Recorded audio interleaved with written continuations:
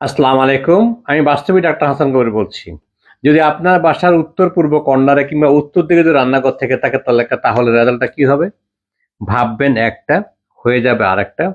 পদে, পদে বিপদ থাকবে, পায়ে, পায়ে শত্রু থাকবে। মানুষের কালের দৃষ্টি খুব সহজে লেগে যায় অর্থাৎ কুদৃষ্টি।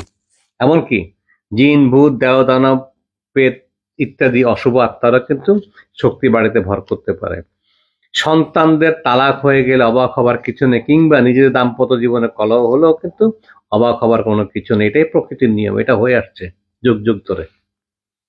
তার সঙ্গে যদি কারো ক্যান্সার, কিডনি, টিউমার হয়ে থাকে এটা স্বাভাবিক, কারণ রান্নাঘরটা পানির জায়গাতে করে বসেন উত্তর পূর্ব কর্নার এবং উত্তর দিক হচ্ছে পানির কোণ, সেখানে আগুন। তাহলে আপনাদের ক্রমশ কামনাকালে শত্রু বাড়তে থাকবে, একের পর এক শুধু আপনার শত্রু বাড়তে থাকবে। তাহলে আপনারা কি করবেন? আপনারা বাস্তুটাকে কারেকশন করে নেবেন কোনো ভালো বাস্তুবিদকে ডেকে নিয়ে এসে, এবং আপনারা সুনাম খ্যাতি, যশ, গৌরব, অর্থ, প্রভাব, প্রতিপত্তি, আধিপত্য বিস্তার, লোক সমাজে গ্রহণযোগ্যতা বৃদ্ধির জন্য আপনাদের এই বাস্তু কারেকশন ছাড়া কোনো ক্রমেই সম্ভব নয়। সুতরাং বাস্তু কারেকশন করুন, সুস্থ এবং সাবলীল জীবন যাপন করুন, সমাজে উন্নত ভাবে বসবাস করুন, সামাজিকতা নিয়ে বসবাস করুন।